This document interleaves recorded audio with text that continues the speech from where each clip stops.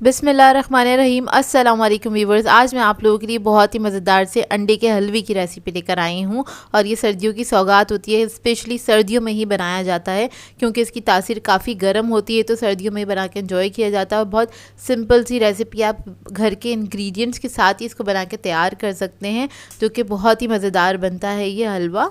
और इसको बना के आप दावतों में भी सर्व कर सकते हैं, पार्टीज़ वगैरह में भी सर्व किया जा सकता है सर्दियों के अंदर। तो इस वीडियो को लास्ट तक ज़रूर देखिएगा। अगर आप मेरे चैनल पर नए हैं तो मेरे चैनल को सब्सक्राइब करें, साथ साथ ऑल नोटिफिकेशन को क्लिक करें। इससे आने वाली मेरी हर नई वीडियो की नोटिफिकेशन आपको सबसे पहले मिलेगी। वीडियो अच्छी लगे तो लाइक एंड शेयर करना ना भूलें। तो चलिए आइए वीडियो स्टार्ट करते हैं। इसके लिए मैंने लिए हैं 8 अदद अंडे। उसको एक बोल में मैंने तोड़ के निकाल लिया है और इसके अंदर हम ऐड कर देंगे चीनी। तो मैं 1 कप चीनी ऐड कर रही हूँ, ये 200 ग्राम के बराबर है। अब मैं इसके अंदर ऐड करूँगी दूध। तो 1 कप के बराबर हम इसके अंदर दूध ऐड कर देंगे। दूध ज़रूर ऐड कीजिएगा इसके अंदर, इससे ये सॉफ्ट बन के तैयार होता है। और फिर मैं इसके अंदर ऐड कर दूंगी खोया। तो ये भी 1 कप के बराबर है, 200 ग्राम है ये खोया। अगर आप लोग खोया नहीं ऐड करना चाहते हैं तो आप लोग पाउडर मिल्क ऐड कर सकते हैं। 1 कप के बराबर ही आप इसके अंदर ऐड कर दीजिएगा। अब इसके अंदर हम ज़र्दा फूड कलर ऐड कर देंगे 1/4 टीस्पून के बराबर।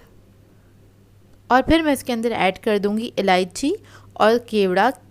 तो ये मेरे पास इलायची है, इसके अंदर गलती से केवड़ा के अंदर ऐड हो गई थी मुझसे बाय मिस्टेकन, तो आप ये ऐड कर दीजिएगा। इलायची मैंने ली है 1 टीस्पून के बराबर। केवड़ा एसेंस लिया है मैंने 1/2 टीस्पून के बराबर। तो ये दोनों चीज़ें हम इसके अंदर ऐड कर देंगे। और इसके बाद हमने क्या करना है, अंडों को फेंट लेना है अच्छी तरीके से। आपने इतने अच्छे से इसको फेंटना है कि चीनी का जो दाना है ना वो ख़त्म हो जाए, अच्छे से वो डिज़ोल्व हो जाए ना। तो 1 से 2 मिनट लगेगा, आपने इसको अच्छे से फेंट लेना है। तो बस इसको हम फेंट लेंगे अच्छी तरीके से। और आप लोग चाहें तो इसको ब्लेंडर जग में भी डाल के ब्लेंड कर सकते हैं, उससे भी अच्छी तरीके से और जल्दी से फट जाएगा। तो यहाँ पे बस मैंने हैंड विक्स की मदद से इसको फेंट लिया था। अब आ जाते हैं दूसरे स्टेप की तरफ। तो इसके लिए हमें कढ़ाई चाहिए होगी, इसके अंदर हम ऐड कर देंगे घी। तो यहाँ पे मैंने लिया है आधे कप के बराबर घी और मैं इधर यूज़ कर रही हूँ डालडा घी। आप लोग चाहें तो असली घी भी यूज़ कर सकते हैं अगर आपको पसंद है तो सारा मिक्सचर हम इसके अंदर ऐड कर देंगे घी के अंदर। और इस वक्त जो मैंने फ्लेम रखी हुई है वो लो फ्लेम रखी हुई है। लो फ्लेम पे आपने स्टार्टिंग में इसको पकाना है और आपने इसको हाई फ्लेम पे बिल्कुल भी नहीं पकाना है, क्योंकि अच्छे से बन के तैयार नहीं होगा और काफ़ी मोटा मोटा सा बन जाएगा।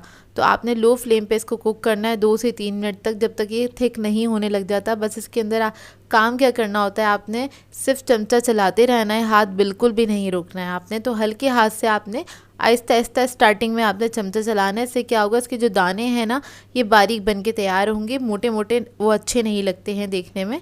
तो देखिए बस 1 मिनट के अंदर ये थिक होना स्टार्ट हो जाता है और इसकी कुकिंग टाइमिंग भी बहुत ज़्यादा नहीं है, 30 मिनट्स के अंदर बन के तैयार हो जाता है। तो देखिए बस आपने इसको मुस्तकिल चलाते रहना, हिलाते रहना और चारों तरफ से मिक्स करते चले जाइएगा। और बॉटम तक आपने अच्छे से मिक्स करना है ताकि कहीं से स्टिक ना हो रहा हो, और अगर हो भी रहा है तो वो अच्छे से मिक्स हो जाए। तो देखिए थिक होना स्टार्ट हो गया है और बस हम इसको मिक्स करते चले जाएंगे। और उस वक्त ये लो फ्लेम पे पक रहा है, आहिस्ता आहिस्ता ही इसको हमें पकाना है। तो देखिए इस स्टेज पे तकरीबन 3 मिनट हो चुके हैं इसको पकते हुए। ये देखिए कितना थिक हो गया है ये। और बस आपने चारों तरफ से अच्छी तरीके से इसको मिक्स करते रहना है और इसी तरह से पकाते रहना है। इधर मैंने इसको ज़्यादा फॉरवर्ड नहीं किया था ताकि आपको इसकी स्टेजेस दिखा सकूँ मैं अच्छी तरीके से। तो देखिए बस आप इसको इसी तरह से मिक्स करते चले जाएंगे। और ये देखिए काफ़ी थिक हो चुका है, ये देखिए, और इसका दाना बनना स्टार्ट हो गया है। अब आपने क्या करना है, इसकी थोड़ी सी फ्लेम बढ़ा देनी है, मीडियम फ्लेम कर दीजिएगा। और उसके बाद आपने इसको मिक्स करते रहना है। तो आपने मिक्स करना है तो थोड़ी तेज़ हाथ चलाइएगा। पहले हम स्लोली इसको मिक्स कर रहे थे, उसके बाद हम इसको थोड़ा सा हाथ तेज़ चलाएंगे और मिक्स करना स्टार्ट कर देंगे। तो देखें इधर ये जो हमारा अंडे का हलवा है ये पकना बिल्कुल स्टार्ट हो गया है। तकरीबन 5 से 7 मिनट लगते हैं इस स्टेज पे आने तक इसको। और अब क्या होगा, इसको आपने इसी तरह से पकाते रहना है। और इस स्टेज पे क्योंकि इसने जो चारों तरफ से ये पतीली है इसको छोड़ना स्टार्ट कर दिया है, कढ़ाई को छोड़ना स्टार्ट कर दिया है, घी ऊपर आना स्टार्ट हो रहा है, तो आप थोड़ी हाई फ्लेम करके भी इसको पका सकते हैं। तो देखिए इसने पानी छोड़ दिया, ये चीनी का पानी होता है जो इसके अंदर आ जाता है। इसको हमें अब ड्राई करना है, बेसिकली इसको अब हमें भूनना है।